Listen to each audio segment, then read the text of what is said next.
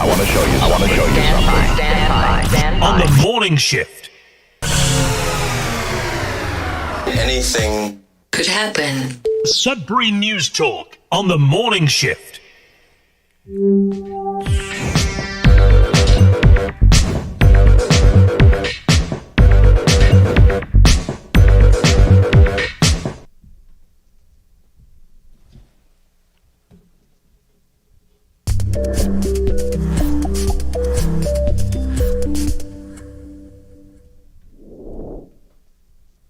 Good morning. Welcome to Sudbury News Talk on the morning shift. I'm AJ Walsh, and we, the miracle that is Sudbury News Talk, are here this morning because indeed it is one of those days again where there's another complication that was unforeseen that we had to troubleshoot and never before in history have seen it, but now we've troubleshooted it and we're here. And so thanks for being with us.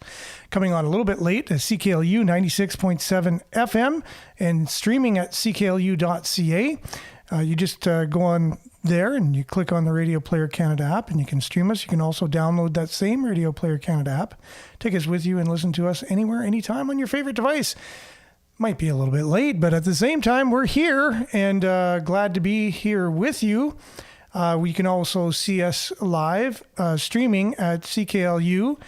Not CKLU. Well, we're streaming audio, cklu.ca, but live at facebook.com/Sudbury News and youtube.com/Sudbury News. Make sure to like, share, subscribe, follow, all of that stuff, and mainly comment today and every day.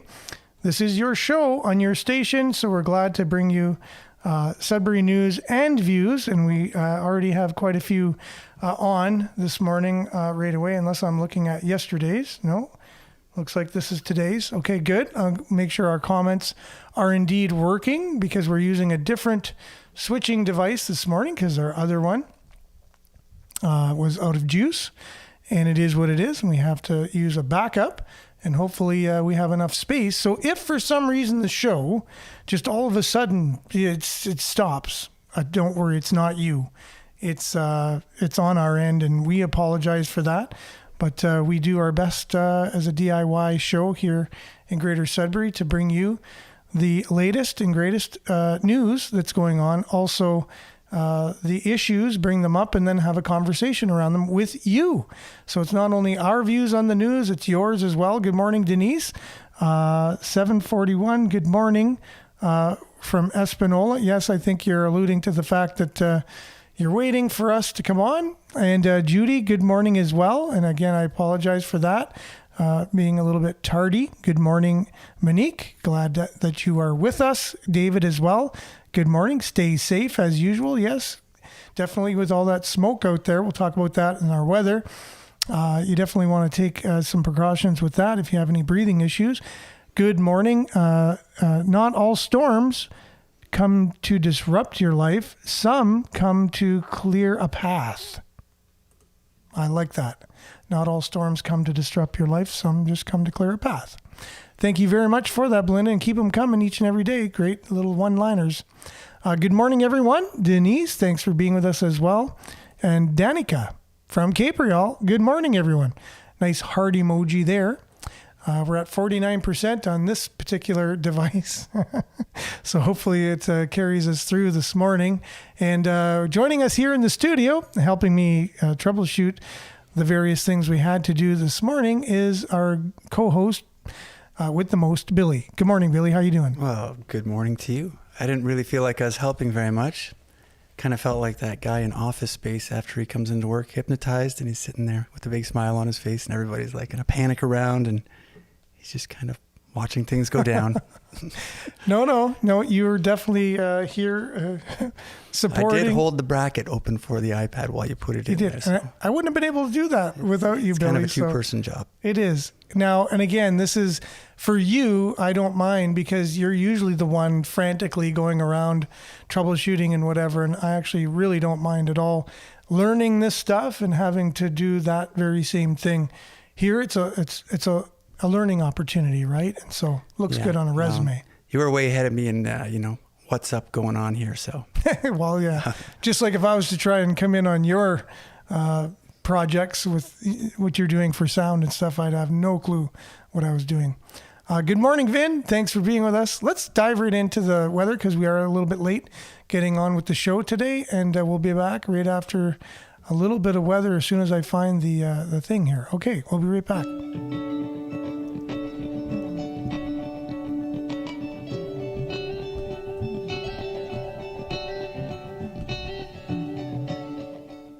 Sudbury Weather brought to you by sudburyweather.ca. For all things Sudbury weather, visit sudburyweather.ca. Currently, it's 9 degrees. It's sunny, but sunny, however, with a little bit of a special air quality statement, which will affect your sunniness. For greater city of Sudbury and vicinity, high levels of air pollution have developed due to smoke from forest fires, smoke plumes from local forest fires, as well as forest fires from Quebec are affecting us. Air quality and visibility due to wildfire smoke can fluctuate over short distances and can vary considerably from hour to hour. For more details, just visit the Environment Canada website, I guess. They have a very long URL. I'm not going to read the whole thing. No one's going to remember it anyways.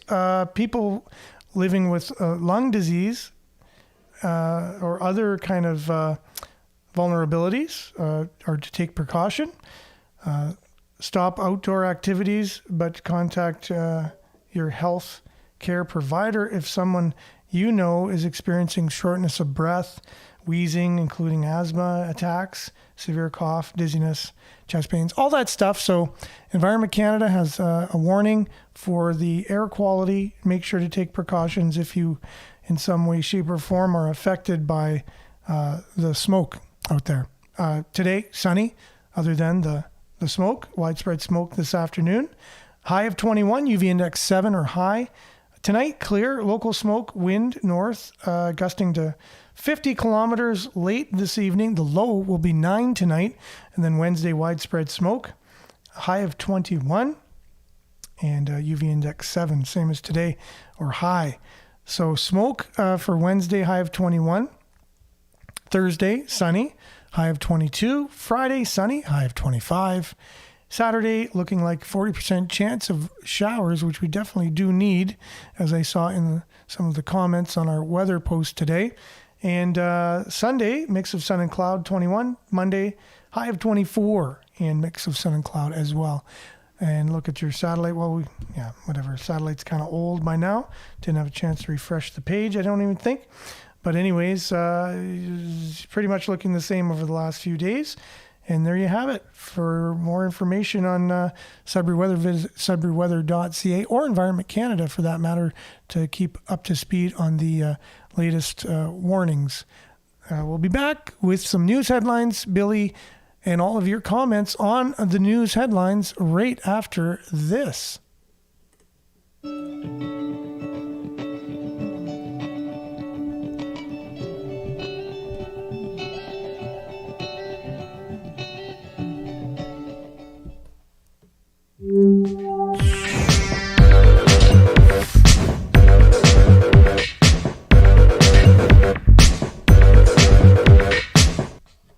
All right, and welcome back. We had a really great discussion yesterday on the show with Ward 5 council person, Mike Perron. And it was he was very candid. He was very honest. He was very open. It was a really great conversation. And I believe we're going to have him back on very shortly to talk about some of the other issues we didn't get a chance to get to. And so if you had a chance to tune in, that's great. If you didn't, it's right up on our Facebook page. Just look for June the 5th, and you can watch that interview we had with Mike Perron. Also, YouTube, you can watch the video there.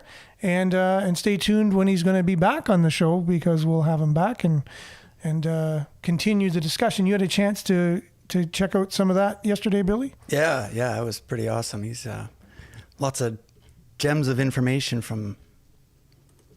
Yeah, for sure. No, he and coming right from the horse's mouth, right? Mm-hmm. And I think that's what we want. We want to be able to not speculate too many things. We want to have the information, correct information from our city, A lot of times people have different theories of things, of why things are the way they are, and it's really great to have a direct connection. So also Natalie Labbé has been on the show as well many times, not just being interviewed, but also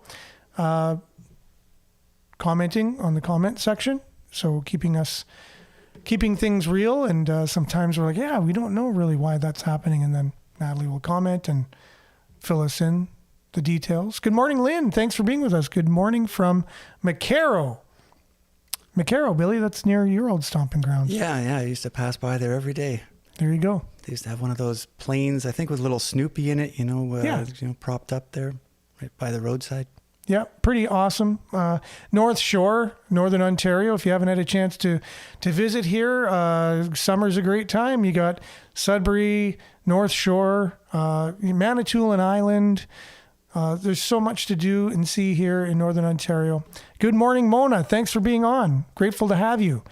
So Mike Perrant yesterday talking about all kinds of issues. We talked about the fire hall situation and why people are a little bit heated about that. Maybe a little bit more taxes in Valley East. Talked about roads, why the roads are the way they are, because we're one of the largest land masses for a city.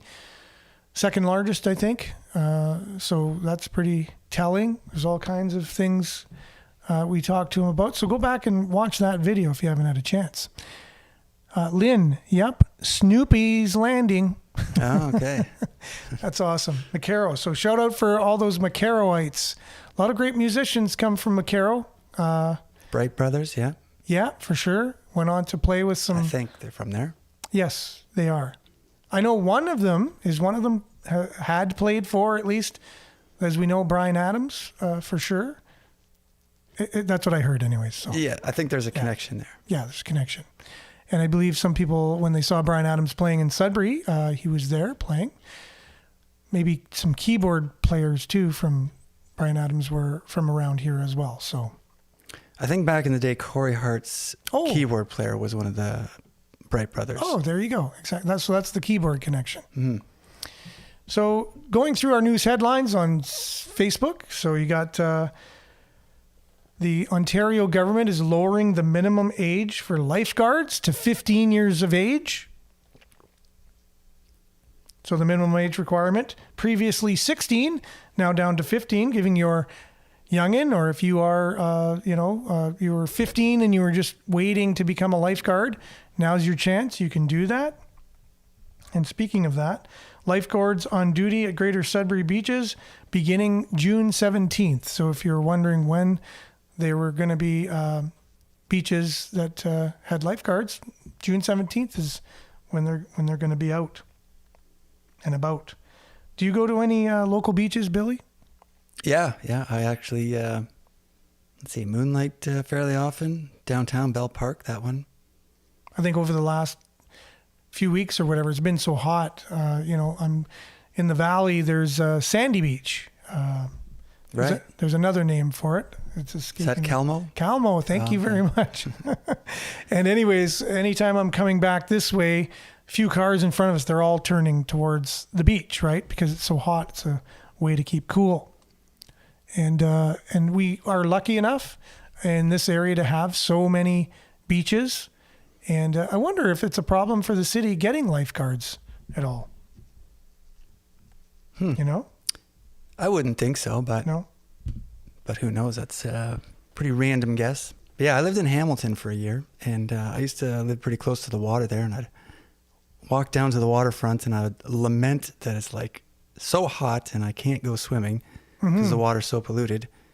And that was one of the main drivers that made me return here. It's just I like the idea of being able to jump into nice, fresh, clean water if I get so hot that I choose to do so.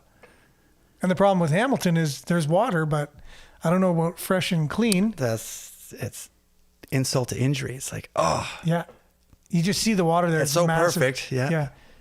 And there's lots of it. Like, it's huge, right? It's one of the Great Lakes there, and cold too. So not only Is it not maybe the freshest, cleanest water due to the industry there? But it's freezing cold too because of the size. So Yeah. I think I might have seen people swimming there more recently. okay, I don't know I'll if that's, sure. I know they've I don't know done. if that's a thing. They've done some cleanup, perhaps. Yes, Yeah. with technology and regulations for pollution and things. I guess maybe it's a little bit more in check these days. And people do. I know even in St. Mary's River, Sault Ste. Marie, before it used to just be so dirty, but it's really cleaned up a lot there. And as one young person growing up in Sault Ste. Marie, when I was very young, we would swim often in Lake Superior. And talk about cold. I will never forget how cold that lake actually was. And we would actually swim in it and not know any different. And once you got used to it, maybe your body was numb, you just had a good time. Definitely able to cool off on those hot days. 7 municipal beaches are set up to open with lifeguard supervision beginning Saturday, June 17th, 11 a.m. to 7 p.m. daily. Those are Bell Park, Cape Real, Moonlight Beach, as you mentioned, Nepewan Beach, Centennial Park Beach, Whitewater Lake Park, and Calmo, which we mentioned as well, also known as Sandy Beach. So those are the 7. So the city reminds parents that lifeguards are not a substitute for adult supervision of children. Children must be supervised and within arm's reach of an adult caregiver at all times. Older children are reminded to swim with a buddy for greater safety. Yeah, that's a lot of responsibility for a 15-year-old lifeguard. You think so? I would think so. It's a bit of a life or death job. If you do it improperly, then huge repercussions. Definitely, yes. And training, I've never been a lifeguard. I possibly could have been, but never was. But I do know people who were, and you have to be up on all of your training, things like that. And you're in pretty good shape when you're 15. At least a lot of people are. Like you're at, you can do a lot of things at the age of 15 you can't do when you're 50 or 60, right? So strength-wise, and as long as they're trained. So Miles is agreeing with you. Corey Hart had one of his keyboard players from McCarroll. Lynn says Gary played for Bryan Adams. Oh, okay. And Kevin is also famous, the Bright Brothers. So Gary and Kevin, you can look them up on Google and see all of the different, artists that they played with and for. Lynn says it is more difficult for cut. Okay, not sure. Maybe it's more difficult to find lifeguards. In outlining communities. Very rigorous certification required. Okay, thank you for that.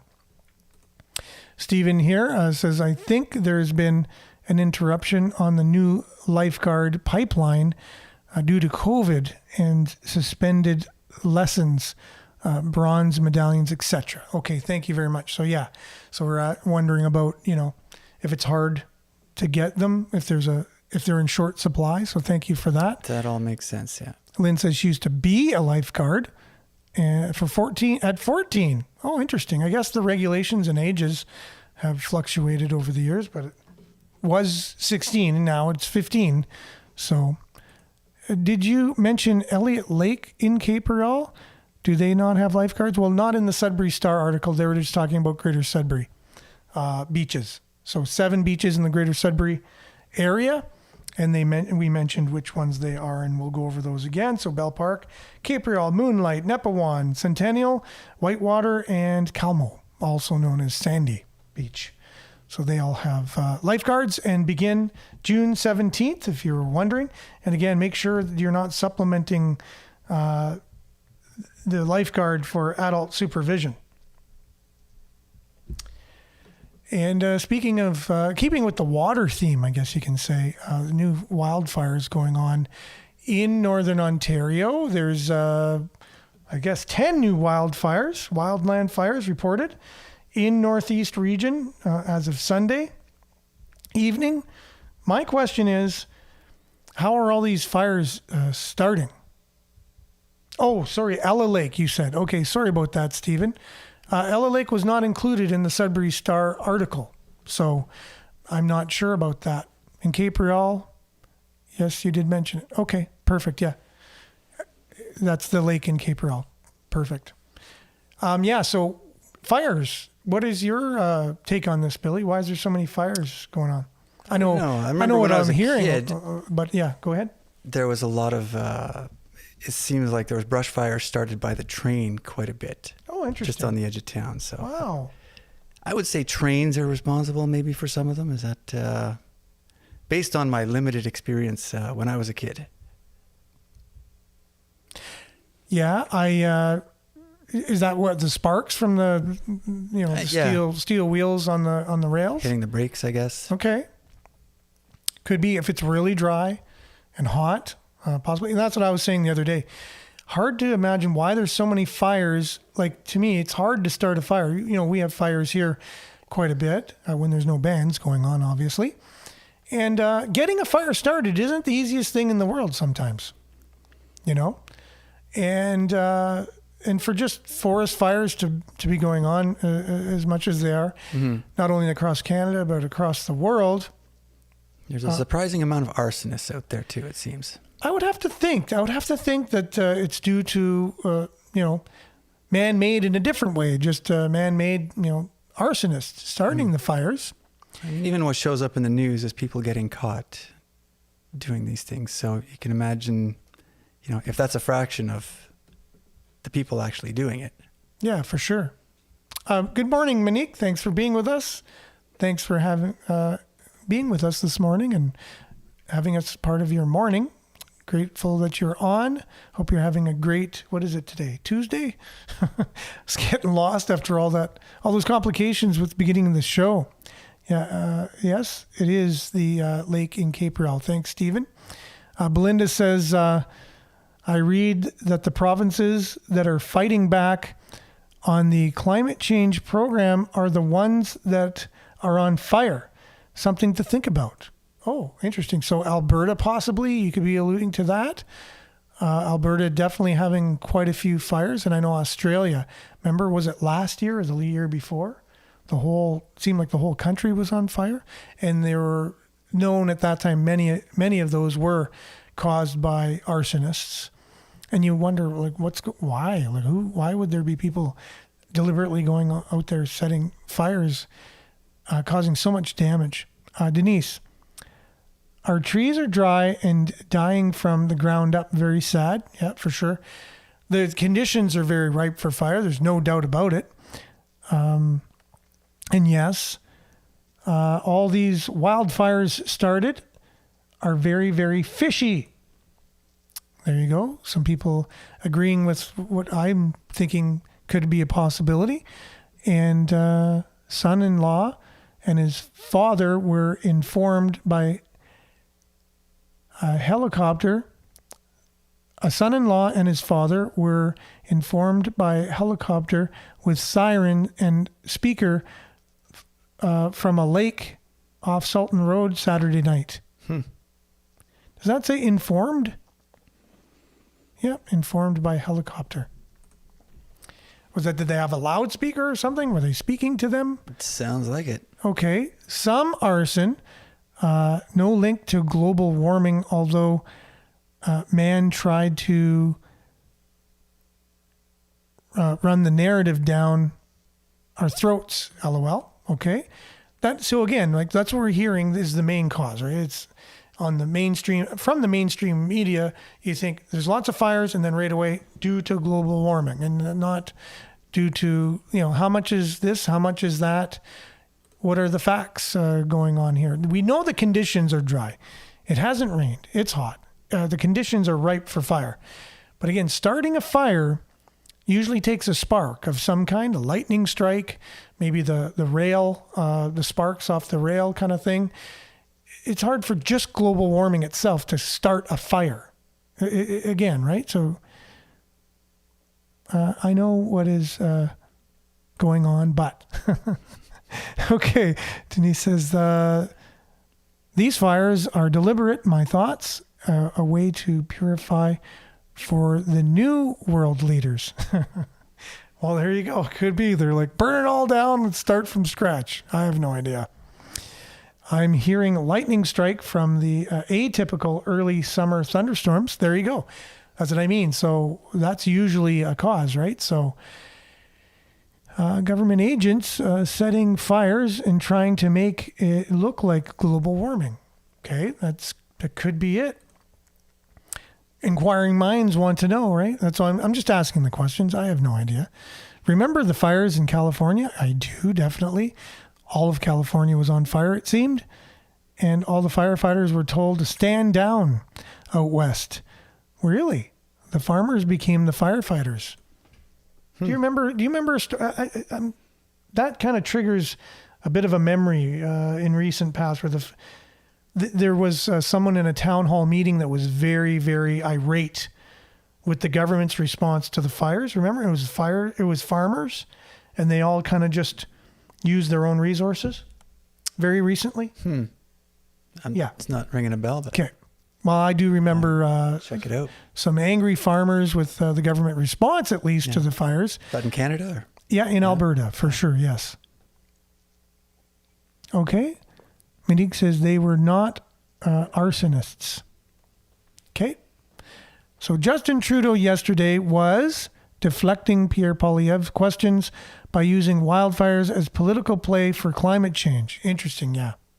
Well, that's what I mean. It's almost like, see, there's fires. Look, climate change. You know, I don't know necessarily. I listen to many scientists on this, and it's politicized, right?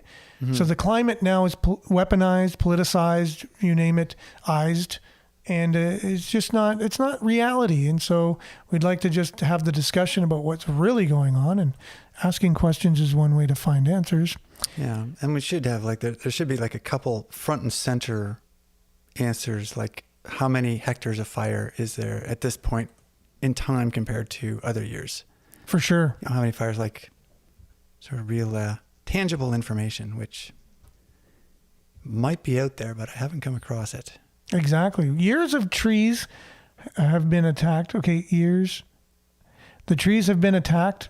The sprayers are killing our source. Okay, yeah, again, so what other man-made things are contributing to the dryness and all that? Retired firefighters from New Brunswick offered to help municipalities, and they were told no.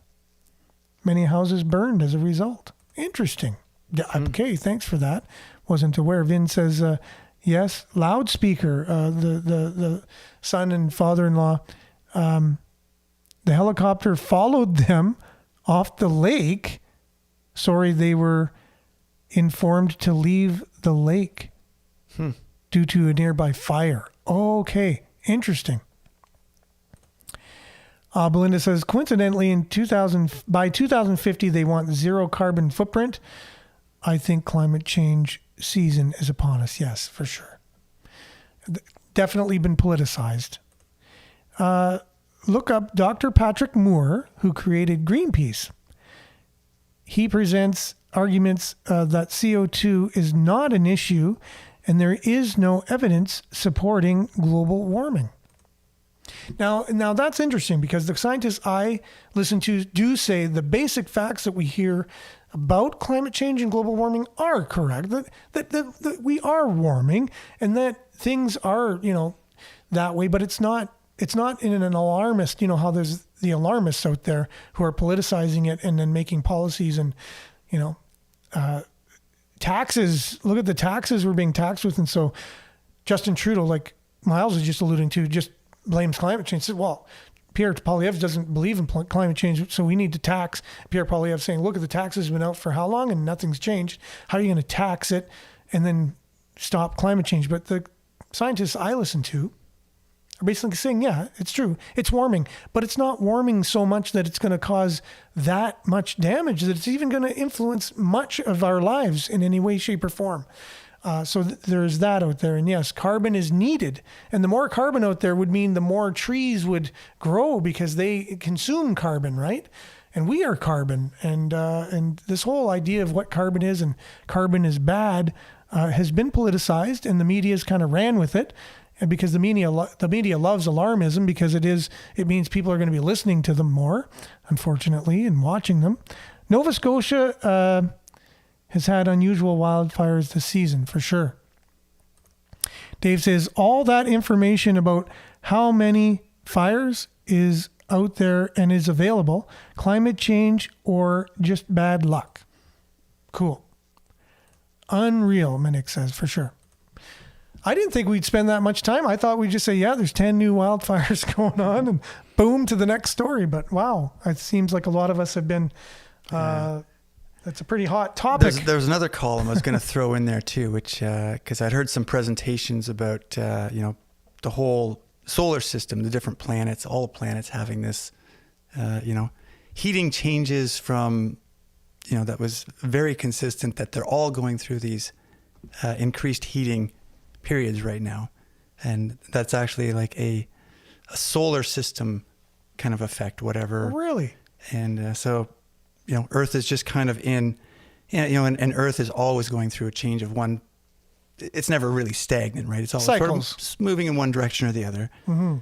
But yeah, that would make sense to me. Someone who sort of feels there's somewhat of a global crime syndicate out there, seeing that this is the case, and it's like, well, how could we tap this for some more money in our pockets? Well, Billy throws out the global crime syndicate on the show. There we go. We've reached new boundaries here on the show, new levels of. Of course, I'm kidding. No rich people would get together and do something evil. Yeah, that's never happened in history and never will happen, right? We will never see that. Okay, so maybe instead of carbon tax, they should call it government paying for climate disaster. There you go. That's from Dave. And Belinda, and again, my eyes are incrementally becoming worse because there's so many comments today, and there's a glare on my screen on top of that. That's how he's justifying all these horrible taxes. He's helping. Sorry, he's heaping on Canadians. Yeah, taxes he's heaping on Canadians. Climate change, he figures, justifies his behavior. Yeah, and again, that's what Pierre Poilievre is insinuating as well.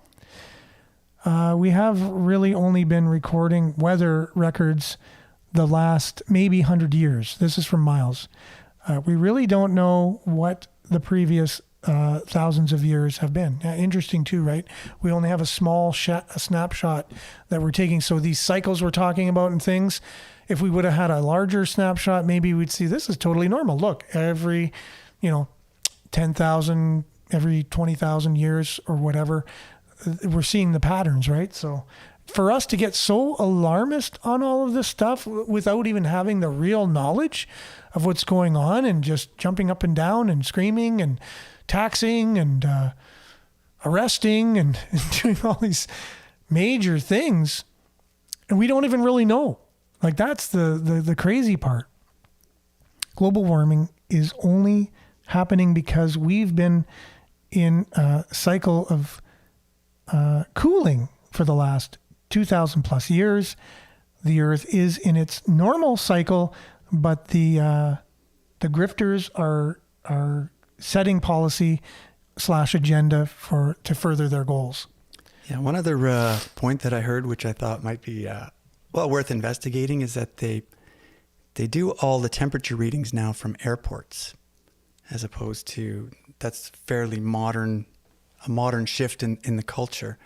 And it's been pointed out that airports are largely tarmacs, which are normally about a degree or two higher in temperature than the surrounding area. So when you get these readings, you can, if you're an insidious scientist looking to skew the numbers, that would be one way you could do it. Just get readings from those. And I think, I remember doing weather for a long time, and you say the temperature from the Sudbury airport is ... right? So I guess, you said airports are used, and they are by and large a little bit hotter due to the tarmac. As you know, like cement and asphalt and whatever is usually hotter. Then you go on to the cool grass, right? So if you're taking all your temperatures from a grassy area rather than from an asphalt, an area with asphalt, you'd have a different temperature for sure. Again, all these things need to be, we think they've all been hashed out already and all scientists agree, and that is not the case, but that's what you'll hear a lot. Okay, so it's all drama, a war on our minds for sure. That's Denise. And also saying from wars and spraying overhead, that's the climate change. Oh, the climate changed military industrial complex. Okay, so the carbon tax, nothing more than subsidizing all of the inquiries into Trudeau's nefarious actions. Possibly. I wonder how much former Governor General David Johnston is getting paid for what he's doing. I have no idea. As it says before, as I said before, weather is being manipulated from the powers that be. Was that who you were talking about, Billy, earlier? The powers that be? Yeah, you could call them that, I guess. Okay. Dave says, we really know, or are we just ignoring the real facts? Correct, right?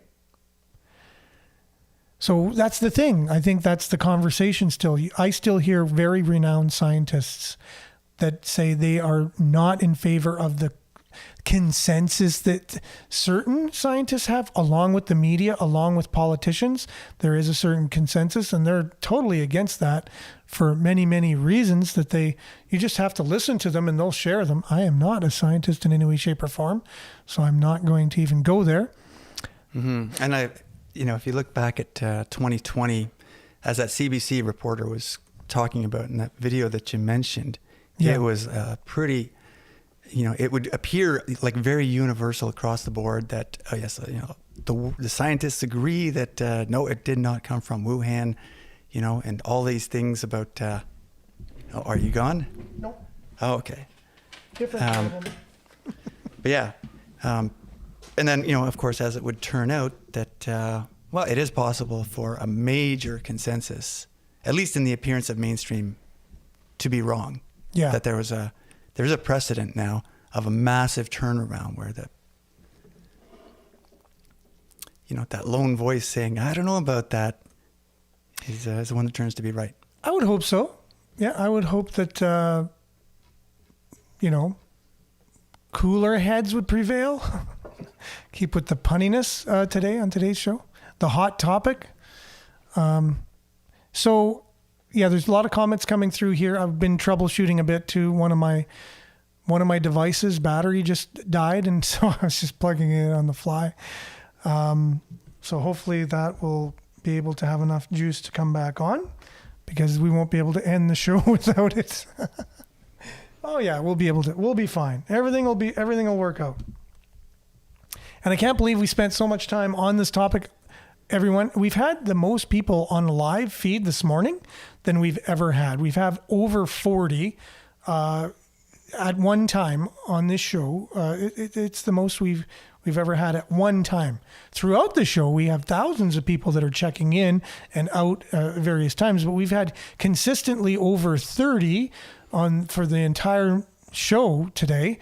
And then we've reached over 40 at certain points in the show. And so thanks. If it's your first time tuning in, we appreciate you being here. We're not always unpacking something that's so controversial as this. It just seems that people are pretty interested in the topic, obviously.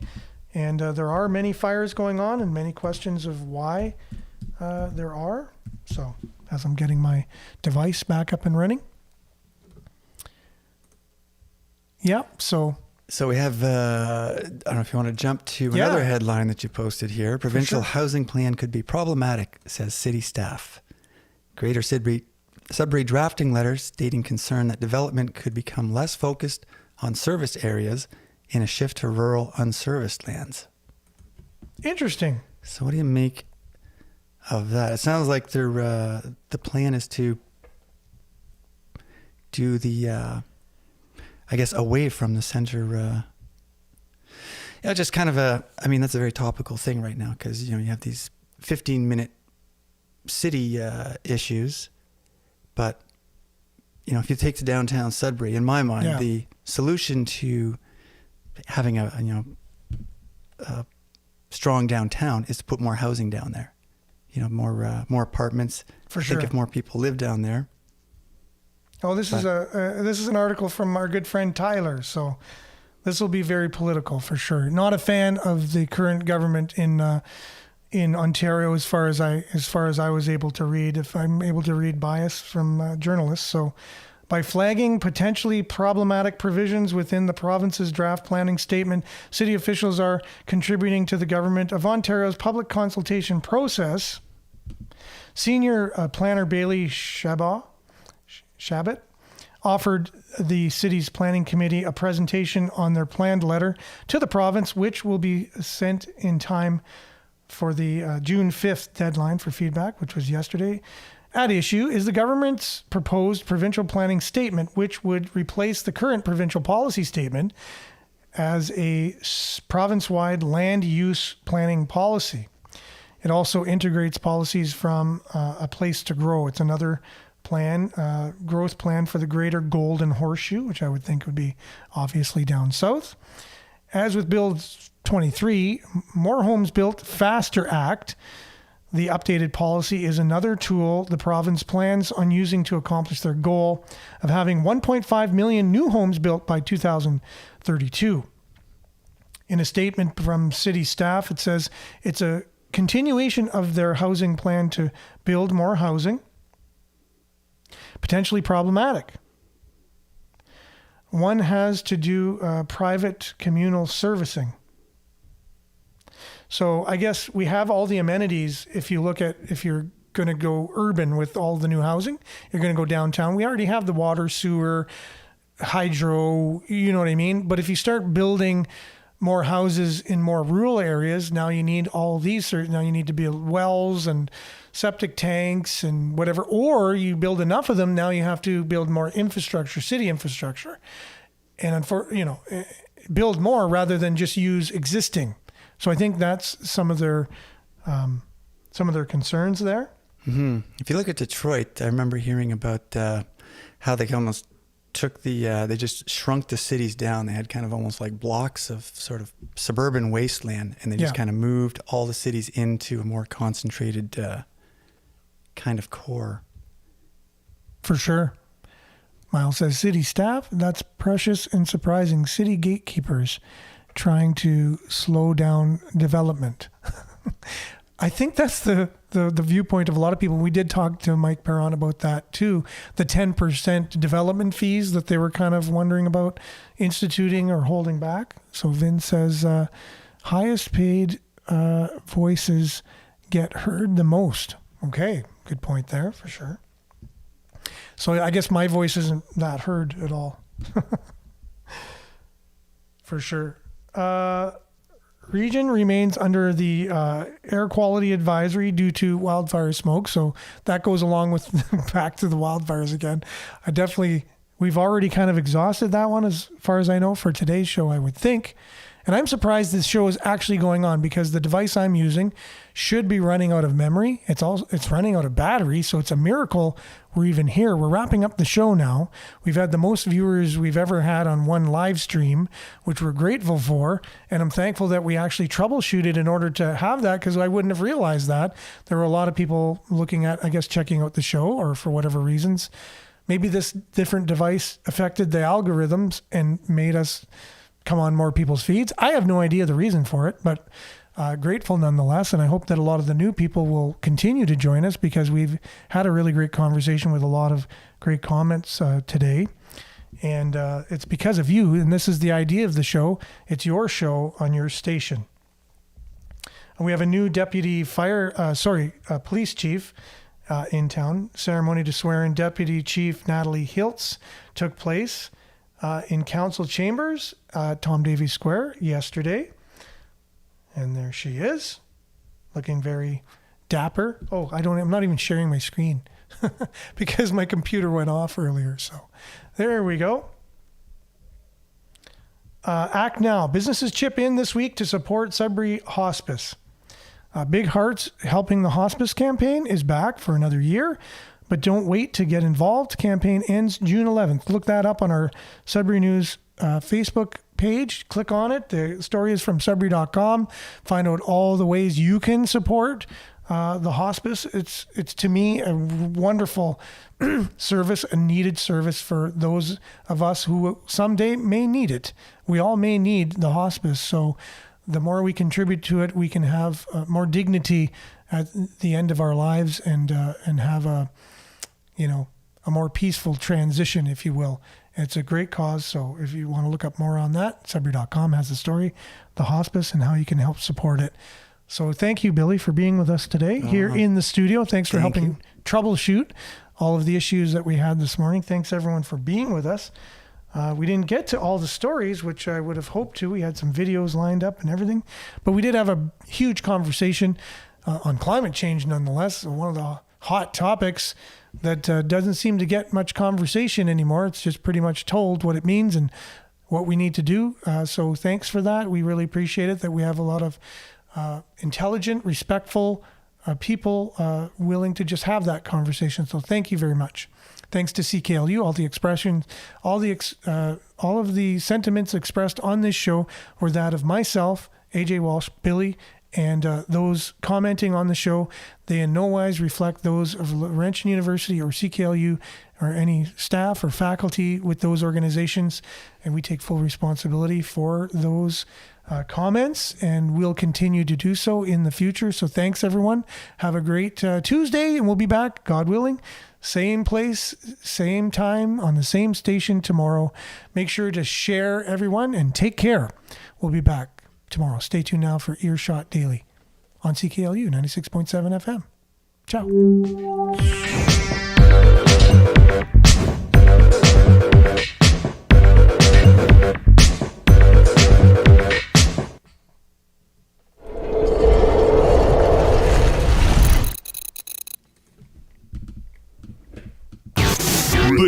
This is Sudbury News Talk on the morning shift.